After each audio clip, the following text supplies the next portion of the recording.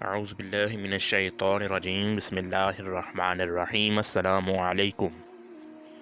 حضرت ابو ہریرہ رضی اللہ تعالی عنہ کا بیان ہے کہ ہم چند لوگ رسول اللہ کے ساتھ بیٹھے ہوئے تھے کہ ہمارے ساتھ ابو بکر اور عمر رضی اللہ تعالی عنہ بھی تھے۔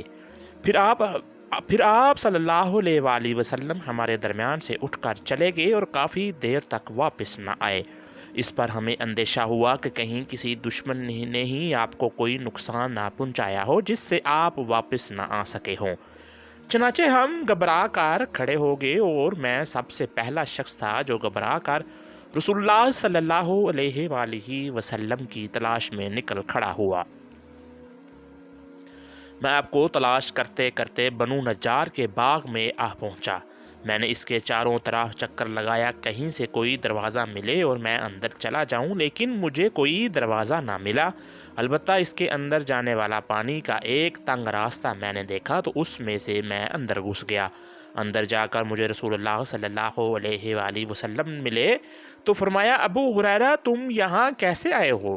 میں نے عرض کی، اے اللہ کے رسول، آپ ہمارے درمیان سے اٹھ کر آ گئے اور آپ نے واپس لوٹنے میں کافی تاخیر کر دی۔ اس پر ہمیں اندیشہ ہوا کہ کہیں کسی دشمن نے آپ کو روک نہ لیا ہو، اس لیے ہم گھبرا کر آپ کی تلاش کے لیے نکل کھڑے ہوئے اور میں سب سے پہلے آپ کی تلاش میں نکلا تھا۔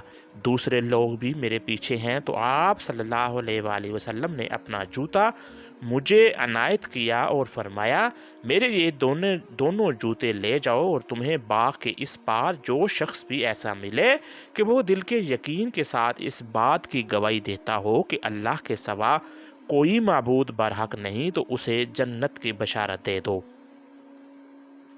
حضرت ابو ہریرہ رضی اللہ تعالیٰ عنہ فرماتے ہیں، مجھے سب سے پہلے حضرت عمر رضی اللہ تعالیٰ عنہ ملے۔